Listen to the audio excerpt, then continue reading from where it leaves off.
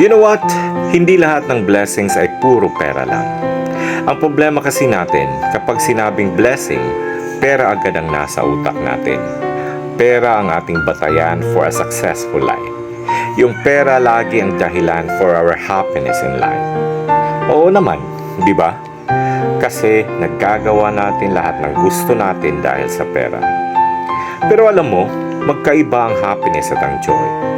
Kasi ang happiness always requires happiness para magiging happy ka. Like for example, inaantay mo lagi ang sweldo para may pera ka. Kumain, bumili ng gusto mo, makagala kasama ang kaibigan at uminom. And after that, mag-aantay ka na naman sa susunod na sweldo kasi ubos na ang pera mo. Feeling empty na naman ang pakiramdam mo. Samantalang yung joy, iba. Kasi it's a state of being.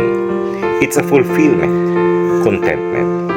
Andyan yung blessing ng buhay, buo ang pamilya, walang mga sakit, may iilan pero totoong kaibigan, bagong mga opportunities at memories in life. And that's life, more than just money. Kaya, be grateful to God. Good morning!